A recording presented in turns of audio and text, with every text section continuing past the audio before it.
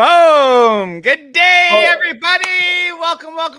I don't know why it's so dark in my place. It's weird. But anyways, good morning, guys. Welcome to Rise with the Wealth Warriors once again. We have a special guest on today. So go grab your tissues, grab your coffee, because she's going to be an emotional live today. We're bringing on a student who's been with us for quite a bit. He's dealt with some battles. He's dealt with some struggles, but this man is a superhero, guys. Good morning, brother. How's it going today? Good morning, gentlemen. Doing well. Getting better every day. That's awesome. So, thank you for joining us today on the Rise with the Wealth Warriors. It's a good one. So, quick question: who is Bill, and where did Bill come from? What's your past, and what did you do? What do you do for work? Well, I did my little hitch in the military, got out, and started driving tractor trailers, and did that. I am 100,000 miles shy of my 4 million mile mark, accident free. Oh, wow. We hit little issue. I was driving up until about 5 years ago, and my lovely wife said, well, you missed your girls growing up. Now you're not going to miss your grandchildren growing up. So get a desk or get a lawyer. She was serious. I've been in the chemical industry over 30 years, hauling them around everywhere, supplied all the chemicals to the paper mills up and down the West Coast and all throughout Canada. Been up to your place quite a bit, Nate. Even made a few ventures out to Yellowknife. So following my wife's suggestion, I got a job, went in as a chemical fleet manager. A year later, I got home from work. We had dinner, played with the dogs, watched some TV, went to bed, woke up the next morning paralyzed. Oh, no. From the neck down. They rushed me to the hospital. That was in the end of May of 23. Come to find out that I had a bloodborne pathogen, bacteria pathogen that turned septic. So I was a 32-hour fight for my life on that one. Had excellent team of doctors. You'd think I was the president or something because I had 18 doctors trying to save my life. I heard the one doctor out in the hall tell my wife that it was a good thing she got me in there when she did, because if she had been 2 hours later, she wouldn't be visiting me in the hospital. She'd be burying me in the cemetery. That's how close to dying. So I did 6 weeks in the hospital with infusions 3 times a day. They actually, ironically, talk about freedom, released me from the hospital on July 4th. And I got to go home on July 4th. So for the next 6 weeks, my wife did the infusions 3 times a day, 6, 2, and 10, 6 in the morning, 2, and then 10. Still paralyzed. She rented a hospital bed that we set up in our living room. I had the physical therapist come in to teach me how to walk again. Once that was over, I was still in a wheelchair, still learning how to walk. I got hit again, this time with organ cancer. Damn. So it's like, where did this come from? So I went through the radiation and chemo and all of that from August to October. In October, they said, hey, you're okay, you're cancer free. They said that it could come back because of the type of cancer it was. It could come back in as little as 5 years up to 10 years. And I'm thinking, great, fantastic. So then I set to come out here to the East Coast to where I'm at now to help my mother. I had that set for February. So I get out here in February, I get called to do a blood test. I went up to the hospital to do the blood test. And they said, okay, we're sending you to the hospital up in Philadelphia. All right, that's fine. They did what they call a PMSA PET scan on me. And they came in and the doctor said, well, I've got some not so good news for you. And I was like, oh, terrific. What are you throwing at me now? And he goes, well, how do you want it? He says, I can, break it down. I said, look, I'm a straight shooter. Just give it to me. He goes, okay. In as little as 9 days, no more than 9 weeks, if you do nothing, you will be 100% paralyzed, and within 4 months, you'll no longer be with us. And I was like, Damn. what does that mean? He says, you have stage 4 metastatic bone cancer in your spine and also on your left rib cage that has entered your lung. I was like, terrific. And that was during in the middle of you just trying to build your online business, right? Yeah, in November, while I was I couldn't just lay there and do nothing. I could not lay there and do nothing. So I asked my wife to, give me my laptop, and I started scrolling online stuff. I found your guys' mentor and went in with him. I started out with his little profit machine and, did pretty good on that. And then I kept seeing you pop up, and he kept talking about you. And he kept talking about Wealth Warriors. And if you remember, Daniel, I reached out to you and I started with Wealth Warriors. Geez, what was that? February, March, I think. And then it was shortly after that that I got hit with that metastatic bone cancer. They set me up for surgery on April 29th, and it's hard, so give me a minute. They operated April 29th. That was 7 days after he told me I had 9 days to 9 weeks. Went into the hospital, and they sliced open my back, separated the vertebrae, and they went in and they found a very oblong tumor with little tendrils wrapped around my spinal cord. And they took them out. And then I find out that I got pneumonia, which was not a good thing to hear. Apparently, I had that from the last time, not this time. I get out of surgery and I wake up, I look at the clock and it's like, oh, 2:30 in the afternoon. That's not too bad. Go into surgery at 10 in the morning, wake up at 2:30 in the afternoon. I hurt like hell, but that's okay. The nurse came over and she says, excuse me, what did you say? I said, go into surgery at 10:30, wake up at 10 o'clock and wake up at 2:30 in the afternoon. That's not too bad. She says, Mr. Tiemann, it's Wednesday. I went, what? She said, it's Wednesday. I slept for 2.5 days. Oh, wow. I was out cold. Wow. And my wife told me that the reason they did that is because when they brought me out of surgery, which, by the way, went in at 10, actually came out of surgery 9:30 at night that night. She said that the doctors told her they could not give me any pain medication because my blood pressure was too low and my oxygen level was too low. It was too dangerous. It would kill me. Oh, wow. So I think that's why my brain put me to sleep for 2.5 days. And, almost dying the first time, I'm thinking of the family, thinking, I'm the father of 4 girls, 11 grandchildren. I'm thinking about my daughters, thinking about my grandchildren. And the whole time it's like, I can't do this. I got to be here for them. I've got to fight them. And tell you the truth, I was making a good living. We were 6 figures a year coming in on my job, but it was just as stressful to my wife because when I was driving a truck, I was on the road 8 to 12 weeks at a time. I would come home for 4 days and then I was out again for 8 to 12 weeks. So I missed my kids growing up. Go in office as a fleet manager, and my schedule was 5 in the morning to 6 at night, 6 days a week, 7 days a week. Because what my schedule was 12 days on, 2 days off, 12 days on, 2 days off. And in the middle of all that, and learning from you and Nathan, I decided that, I'm a survivor no matter what, and I'm going to survive. So I kicked in high gear. I started in with the Wealth Warriors, and then you two threw me a curveball with Pop, and it's like, I got to do it. I can't help it. I got to do it. And my wife goes, how are we going to do it? I don't care. I don't care. She goes, honey, you haven't worked since May of 23. I said, we got credit cards. And that's kind of what we were living on.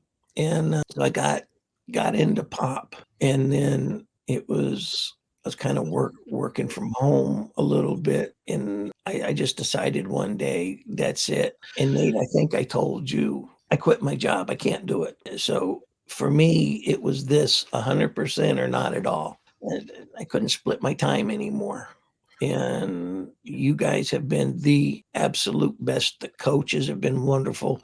The community has been wonderful. The support from this community has been absolutely fantastic. I get messages and emails, don't give up, don't fight. We got your back. I'm here. Daniel, you and Nathan repeatedly, I got your back. You got this. You can beat it. Well, it was 2 weeks ago, I finally got the phone call that I am 100% cancer free. So backing of Congratulations. Yes. and this community pushing me and my family's support, I beat it. I said I was going to beat it and I beat it. The only thing that still got me, and I'm hoping, and by the grace of God, it'll come back, is my voice, because I go from a nice baritone voice to a scratchy old man. But I'm alive. What was that inspired you to take on that extra challenge, even with the massive challenges going on in your life at the time? Well, like I said, I miss my daughters growing up. And I know how that is. a lot of, yeah, I bet you do, hauling logs. I missed my daughters growing up. My wife told me I wasn't going to miss, the grandkids growing up. And I wasn't kidding when she said, you've got two choices, get a desk or get a lawyer. I kind of laughed at her. I said, yeah, I know. She handed me an attorney's card. I went, oh, you're serious? She said, yeah. So, like I said, I got the desk job, but the hours were just as bad. 12 days on, 2 days off.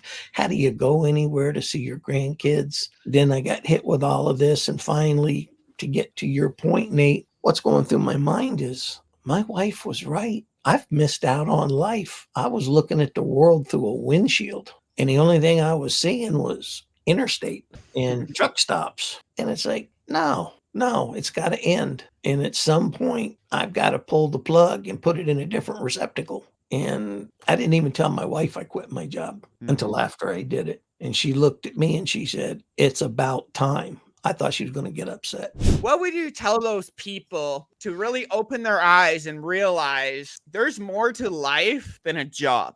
I spent decades away from my family, making somebody else very wealthy. I come up and I look around and just think, come home one day and all of a sudden your oldest daughter saying, hey, Dad, can you be home in 2 weeks? I'm getting married. It's like, we're just learning how to talk a week ago. Now you're getting married. What happened? A little exaggerated, but that's how fast time went by. That's how quickly I missed life. It literally just flew by. I drove right through it. I like now, when I first started, I was putting in 8, 9, 10 hours a day with this by choice.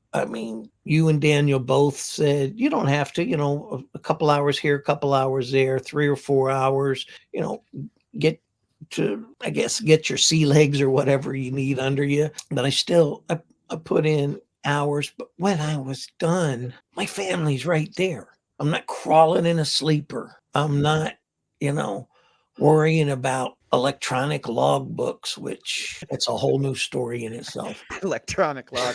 If you're going to do something, and you're going to do something for yourself, if you're going to do something for your family, whether it's Wealth Warriors and Pop or some other online venture, do it. Don't continue making somebody else wealthy. You can match and even beat your income. You can have more free time with your children, with your family. You don't have to work as hard. You're already using your brain at work. So use your brain for yourself. Why didn't you retire, right?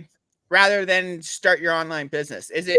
Was it because of money, or is it just because you need something to do? No, it definitely at first was not because of money. Because like I said, we were in the mid 6 figures and we were doing well. Fortunately, we were not paycheck to paycheck. I had a nice savings and everything set up. That kind of disappeared a month or 2 ago. We went through it because my wife said, well, if you're going to do this full time, pay off the credit cards. And it's like, okay, that's going to drain the bank account. She goes, yeah, but you don't pay interest. Okay, you're right. So, we did that. But to your point, Nate, was I wanted to do something for me. I wanted to do something that I wanted to do. And I hung a little card sign up in front of my computer. And I started out, and then when I was getting ready to stop, I was like, okay, well, this is enough. And I'd look up at that card, and it was a note to myself. If I was the boss and I'm getting up now and sitting at the table's employee, would I pay me for what I've done? And it's like, okay, let's keep going. But and I do, I still do it. I still do it to this day. If you were your own employee, would you pay yourself for the work you've done? You know what you're worth. Have you put in your worth's amount of work for the day? And it doesn't have to be 12, 16 hours. It just has to be focused and consistent, even if it's just 2 or 3 hours a day. What would you tell yourself to whatever you needed to tell yourself to finally get back that family time? Oh, going back that far? I know it's far, but still. Yeah, well, yeah, because going back that far, I would have told myself to go ahead and learn the market, invest in Oracle, invest in Microsoft. Apple wasn't around yet. Computers weren't around yet. Cell phones weren't around yet. I was calling my dispatcher with MCI Talk and Toss. Knowing what I know now back then, I would have definitely told myself, work for yourself. Work for yourself. Work for your family. If you're single and you think I got time, no, you don't. No, you don't. Do it now. You're going to go out and easily over the next 4 or 5 years blow a couple of grand on pizzas and beer and parties and nightclubs. Spend that money now on yourself. Anchor your life now. Then when you're making that kind of money, go ahead and have your parties if you want to. But I tell you, you're not going to want to because you're going to have too much fun doing this. I don't know who came up with pop, but that just nailed a bullseye because I'm extremely passionate about what I do now. And I've always prided myself on trying to become the best of the best. Didn't always make it, but I've done it. My goal was to get my first 1,000,000-mile plaque, accident free. I got the first one. Then I got the second one. Then I got the third one. I was pushing for the fourth one. Like I said, I am just slightly over 100,000 miles shy of my 4,000,000-mile plaque. And I said, well, I've done 3.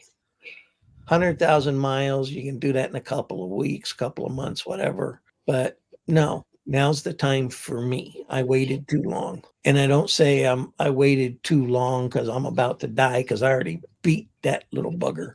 I waited too long because I missed my children growing up. I missed the traveling I wanted to do. And if you think driving a truck, you get to see the world, yeah, through a windshield on an interstate in bumper to bumper traffic in different cities. You got the government breathing down your back no matter what you do.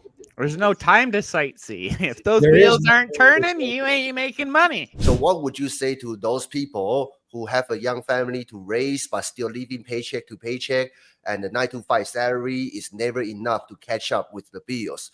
What should they do? Because they are struggling right now. How can they find their way out? What would be your advice? Believe me when I tell you that I'd go with pop. I'd definitely go with you gentlemen. There's a lot of people out there, and as you can see in my background, and it is a real background, I'm not rich yet. Through this venture I'll make it, but like I said, my wife and I spent $160,000, 67,000 I think it was, 167,000 on chasing shiny objects, from drop shipping to oils, MLMs. I did do one with a telecommunications company. It's like, hey, this is great. I was their youngest executive director ever, and I was doing that while I was driving. Nice. And that was easy because that's back when they were selling minutes for different prices. I hooked up with a company, and out there with truck drivers and truck stops, oh, what do you cost to do that? Here, have this. Here, buy that. Here, try this. And they all jumped. I did good till that company got sued. and went under. So it's like, all right, I know this stuff works. So my wife and I went down and we found a lot of gurus. Now, in all fairness, and this is not an insult, I do not look at Daniel and Nathan. I do not look at you two as gurus. Good. We are not. We're Ordinary not. dad, We're just yeah. ordinary dads. What has been your biggest challenge in the online space? Oh, that's a good one. Knowing where to start. Like you said, don't just go out there and run ads, which by the way, I don't run ads. Don't go out there and run ads and hope to get something, because people don't buy products, people buy people. People buy people. And the hardest learning curve for me was, where do you start? How do you tell people who you are? What, do you start at the end? Do you start at the beginning? I've had a couple of DMs that go on, if you're so real, show me your income. And my response is, I'm not a guru. I'm not going to show you anything. If you have questions, I'm here to help. I'm here to answer.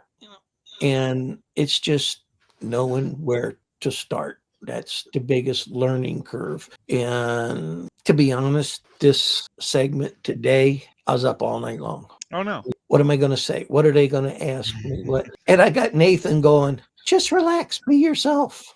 Yeah, you beat cancer. Nothing can scare you now. I mean, Yeah, except a whole world of people that can watch you. And it's like, but I decided to take Nate's advice. And I just said, I'm just going to go out in a little sun porch and I'm going to sit down and relax. yeah, that's what makes your interview becomes powerful, right? And thanks everybody for supporting us and Bill in the comment section, right? I mean, that's how you do it. Just be yourself, right? But a lot of people, they take some time, okay, to get Try to to that point. fake it including till they myself. make it. A lot of people try to fake it till they make it, which is the wrong thing to do, right? What's one of the biggest skill sets that you've taken since you've started your online space? I don't know if you classify it as a skill set or not, but for me, I set a goal to learn something new every single day in this industry. Sometimes I learn 2 or 3 things, but I set it to do that and focus on one thing and stay with that. Like I said, not the shiny objects. I think my content creation has gotten much better. I've been doing those. I kind of tiptoed in the early days, doing some lives, and I was like, why did I do that? Why did I do that? And then I realized the first couple I did, there was nobody there. I was talking to dead air. I think the third time I went live, still nobody there. It was last month I got a DM. Hey, great content. I'm like, what are you talking about? And I had to pull it up and look at it. I was like, geez, that was back in February. So, and I was a total dummy doing that. I didn't know what to talk about.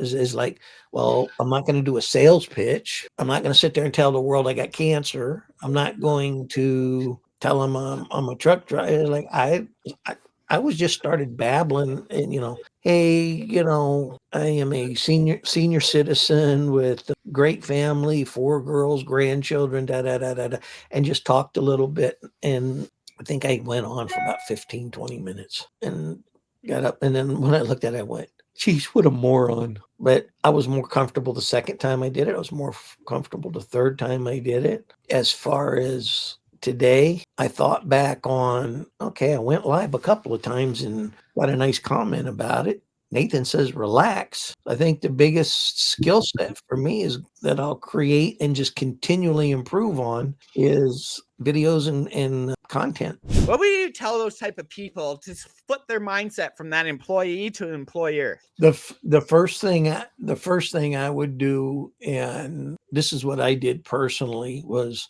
I go, okay, I'm making X per hour. How much is my boss making per hour? Yeah. I'm making this much per year. How much is my boss making per year? And when I say my boss, I don't mean like the immediate supervisor. I'm talking about the owner of the company. And I found out that the owner of my company was, we weren't only making him money. He owns an island. Whoa. He owns a jet leasing company. They own 5 jets that they lease out to businesses and stuff. And he is one of the biggest leasor finances, one of the biggest financiers for trucks in the United States. I mean, he leases to Schneider and Swift and all them. People think that those guys buy their trucks. No, they don't. They lease them. And I'm going, wait a minute. I'm out here making X per hour. And he's sitting home getting richer and richer and richer. I got to do this for myself. Now, am I going to go out and start a trucking company? No. So I'm like, what is it I can do? Because I've got really no business background. Having been a truck driver, Nate, you know, we're good with figures. So the online thing, people are making money. Regular people like you, like me, like Daniel, go into it. But don't make the same mistakes I made. An old saying my grandfather taught me, which didn't really hit me until I decided to get serious on online marketing, which now that I think of it, Nathan, that was a tipping block. He goes, a smart person learns from their mistakes. A wise person learns from everybody else's mistakes. Yep. And it hit, and it's like, okay, if there's people out there that have quit their job, they're making money, they're doing it online, a lot of them in my shoes, they got the technical expertise as an ant. I'm going to work for myself. And I started it in a hospital bed. I started this in a hospital bed. Couple hours a day between infusions, sitting there going. Matter of fact, my wife asked me, she goes, honey, I want you around for a long, long time. She said, but right now you're fighting for your life. Why are you doing this? I said, you want me around for decades to come? You want me around for a long time? I got to focus on me. And me focusing on me is me finding something to focus on, which is internet marketing, whether it's MRR, affiliate marketing, MLMs, whatever you personally are comfortable with. Don't ever tell yourself, I can't do it. I'm not smart enough. You were smart enough to learn the job that you're doing now. You were smart enough to teach somebody below you something. You were smart enough to help others around you. So don't say you're not smart enough to get online. If you can sit there and scroll through TikTok and scroll through Facebook and, watch funny cat videos, I did that. Spend that time on yourself. Spend that time improving yourself. If you learn that, you can learn this. Once you learn this, there's no stopping you. That's beautiful. So, Bill, I want to say thank you for coming on here. I got a few things I got to get done. Daniel's got some things to get done, and so do you. I want to say thank you all. Those of you who are in our POP program, we have a live coaching program, live coaching tonight at 5 p.m. Pacific Standard Time. And starting next week, we are doing a 12-week boot camp for your 10K in the next 90 days. So that starts next week, next Thursday. Every Thursday for the next 12 weeks, we're going to be doing a 90-day boot camp showing you guys exactly step-by-step how to hit your next $10,000, okay? So I'm super excited about that one. If you guys want some information, hit me and Daniel up. Bill, you're already in POP, so you already got that. And I just want to say thank you, Daniel. Thank you, Bill, for coming on. And thank you, everybody who showed up here to support Bill and to support this live today. Next week, we will have Joe Vasquez. We'll have Joel Vasquez. He's actually a multi-millionaire. He's done $1 million with System.io, $1 million with ClickFunnels, and beyond, right? He's an ex-convict like me, ex-prisoner like me, right? Who turned his life around thanks to the online world, right? So thank you all for tuning in today, and we'll see you guys on the next Rise with Wealth Warriors. Have a great day. Cheers.